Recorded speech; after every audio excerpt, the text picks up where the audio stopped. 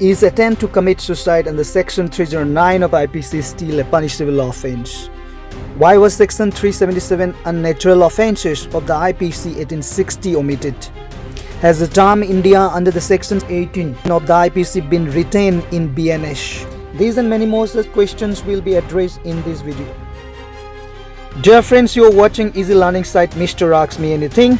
This is the first part among the three of the quick look to the shift of the Indian criminal laws IPC 1860 vis-a-vis BNS 2023.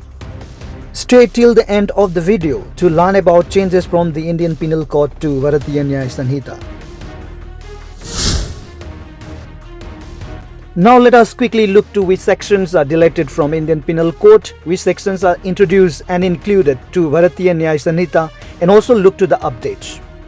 Some sections of Indian Penal Code 1806 are deleted or omitted or replaced due to repeal, irrelevance or Supreme Court rulings. The omitted sections are servant of government given in Section 14 of Indian Penal Code India, in Section 18, sedition in Section 124A, punishment for knowingly carrying arms in any procession or organizing or holding or taking part in any mass drill or mass training with arms in Section 153AA, abetting in India the counterfeiting out of India of coin in Section 236, import or export of counterfeit coins in Section 237, import or export of counterfeit of India coin in Section 238, fraudulently use of false instrument for weighing in Section 264, fraudulently use of false weight or measures in Section 265, being possession of false weight or measures in Section 266, attempt to suicide in Section 309, thug in Section 310 and 311, unnatural offences in Section 377, lurking house trespass by night in Section 444, house trespass by night in Section 446, and adultery in Section 497. Further, some sections from 230 to 263A relating to coin and stamp offences are omitted and replaced. Let us now look why some of these sections of IPC 1860 are deleted or replaced. Number 1. Section 377 of IPC, that is unnatural offence, was decriminalized and omitted insofar as it criminalized consensual sexual acts between adults of the same sex, which violated fundamental rights to equality, dignity, privacy, and personal liberty. It has been decided in the Napte Singh Johar versus Union of India. Number 2. Section 497 of Indian Penal Code, that is adultery. Section 497 IPC was decriminalized and omitted because it was violative of Article 14, 15 and 21. It discriminated based on gender, treated women as property of men and denied them dignity and autonomy. It is decided in a Joseph Sign versus Union of India. Number 3. Section 309 of Indian Penal Code, attempt to suicide. Section 309 of IPC was decriminalized and deleted through Section 115 of the Mental Health Care Act 2017 based on the reasoning that a person attempting to suicide is presumed to be under severe stress and needs care, not punishment. Unfortunately, the case Gyankur versus State of Punjab upheld validity of Section 309. However, later decriminalization was a policy decision, not a direct result of specific Supreme Court judgment. Number 4. Section 124A of Indian Penal Code, that is sedition. Section 124A Indian Penal Code was omitted, replaced by acts endangering sovereignty, unity and integrity of India. Because the Supreme Court observed it was a colonial law where authorities can use it unfairly, often against innocent people, and may be applied selectively or unjustly, violating fundamental rights, potentially violating freedoms of speech given in Article 19. In the case S.G. Bombedkar versus Union of India, the Supreme Court put the Section 124 in abeyance and asked the government to reconsider or amend it, finally leading to its replacement by Section 152 of the Bharatiya Nyaya Sanhita with revised language and safeguards. Number 5. Section 230 to 263A of Indian Penal Code, coin and stamp offences. Most of the Section 230 to 263A of Indian Penal Code were omitted and replaced in BNS due to redundancy that is repetitive, outdated, unnecessary, useless or covered elsewhere, outdated terms, and the need for simplification. BNS modernizes language, example currency, electronic record, consolidate or put together the scattered provisions and address digital counterfeiting, making the law clearer and technology ready. Some sections and provisions in BNS are introduced and included to address new social realities, technological crimes and gaps that the Indian Penal Code did not cover or fail to address adequately. Some of the introduced sections in BNS are definition of child in section 2 clause 3, community service as punishment in section 4 clause F, abatement outside India for offence in India in section 48, sexual intercourse by employing deceitful means etc. in section 69, hiring, employing or engaging a child to commit an offence in section 95, mob lynching in section 103 clause 2, hit and run case causing death and escaping in section 106 clause 2, terrorist act in section 113, organized crime and terrorism in section 111 to 113, petty organized crime in section 112, voluntarily causing grievous hurt in section 117 clause 3 or clause 4, act endangering sovereignty, unity and integrity of India in section 152, assaulting or obstructing public servant when suppressing riot etc. in section 195 clause 2, attempt to commit suicide to compel or restrain exercise of lawful power in section 226, snatching in section 304, mischief in section 324 clause 3, making or possessing counterfeit seal etc. with intent to commit forgery, punishable under section 338 in section 341 clause 3 or clause 4, and electoral offences are updated. Let us look in details why this section in BNS 2023 are introduced. Number 1. Section 113 of BNS, definition of terrorist act, earlier defined only under Unlawful Activities Prevention Act, which is a special law, not a general penal law, now brought into mainstream criminal law to ensure uniformity and avoid confusion.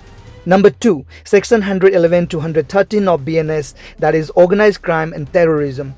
IPC lacked provisions to tackle gang network, syndicate, narco-terrorism, cyber-terrorism, etc. These were handled under state-specific laws. The BNS now provides a national framework to criminalize and prosecute such acts. Number 3, Section 103 Clause 2 of BNS, that is mob lynching. No clear provision under IPC for group-based killing based on identity, that is caste, religions, races. Courts and civil society repeatedly shout this. It recognizes lynching as a separate crime, not just murder. Number 4, Section 304 of BNS, snatching, previously prosecuted as theft or robbery but lacked specificity. Increasing street crimes in urban areas necessitated clearer law with proportionate punishment. Number 5, Section 106 Clause 2 of BNS, hit and run case, causing death and escaping. Road safety crisis is growing concern in India. Rash driving and escaping often went unpunished due to unclear provisions. Thus, this section is introduced to impose severe punishment in such behavior.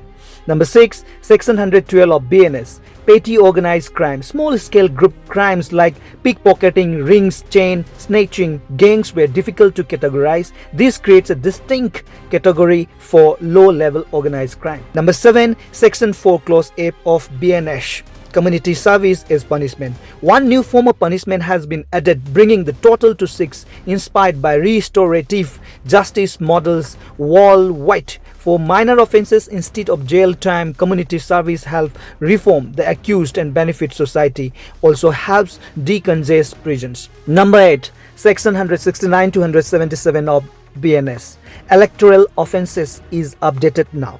Indian Penal Code had only generic electoral offence clauses, that is Section 171 series of Indian Penal Code. Now in new BNS, the new sections provide detailed punishment for bribery, impersonations, vote buying, etc., ensuring free and fair elections. Now let us look to some updates in BNS 2023. Number 1, rape.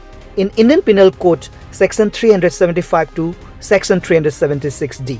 Now in Bharatiya Nyaya Sanhita from Section 63 to 70. In BNS, language is now more gender neutral and victim centric. Marital rape still not criminalized. Exception number 2 is still written. There are improvements in understanding of consent and sexual offenses. Earlier, the law focused mainly on physical force or threat. Now consent is defined more clearly and sensitively, including consent must be free and voluntary, not forced or manipulated. Silence or lack of resistance is not consent. Consent must be specific for each act. Previously, the offense focus was only on penile vaginal intercourse. Now it includes all forms of sexual penetrations, maybe oral, anal, object-based. Further, non-penetrative acts like touching with sexual intent and offenses committed using technology like online harassment are included as sexual violence with each separate provision. Number 2, murder, which is given in Indian Penal Code section 300, now in Bharatiya Nyaya Sanhita in section 101.